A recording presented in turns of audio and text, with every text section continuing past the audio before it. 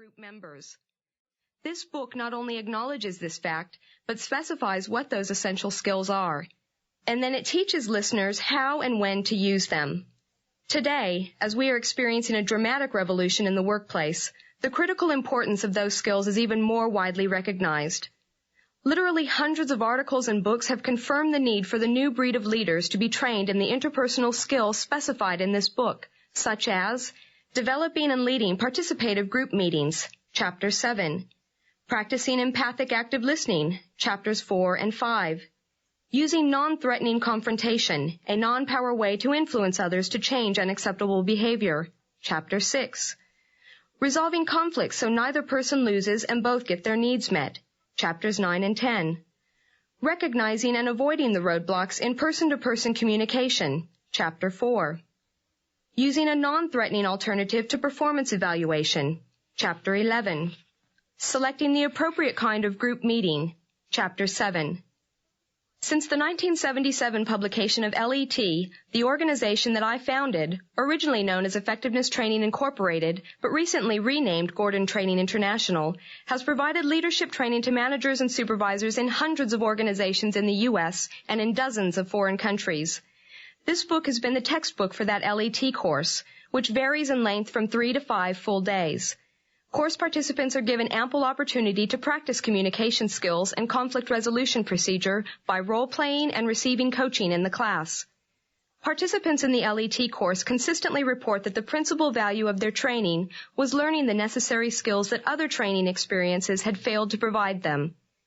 They complain that they have been told in the past by consultants and book authors what they should be doing, such as quality circles, worker empowerment, TQM, distributing leadership functions, valuing diversity, and other initiatives from top management. Seldom have they been taught how they can do them.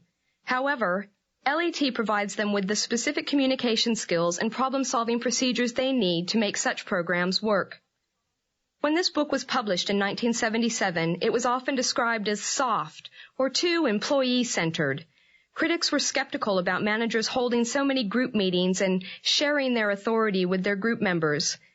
L.E.T. was seen as a totally different paradigm of leadership, which many critics felt put too much faith in the wisdom of the group, employee self-motivation, distributing leadership functions to group members.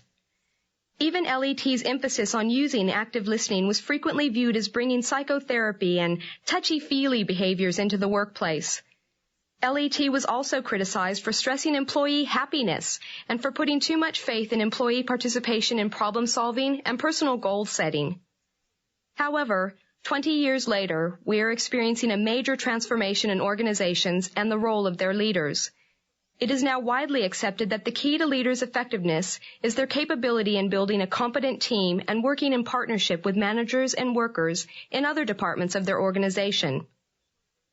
Research has shown that one of the primary reasons leaders fail is that they are promoted into positions that make it necessary to work closely with others. Being untrained in the requisite skills for building good relationships and group-centered teams, they are unable to harness the creativity of team members. They fail because they do not know how to build equalitarian or partnership relationships. The listener of this book will learn specific skills for building such relationships. And because these skills are universal for building all kinds of collaborative and equalitarian relationships, you can use them both to strengthen your marriage and to become a more effective parent.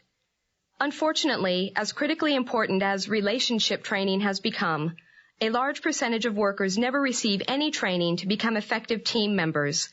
In fact, many companies spend nothing at all on such training. To survive, many organizations now will need to train both leaders and employees in the skills they need to work cooperatively in partnership relationships. Companies will need to become learning organizations.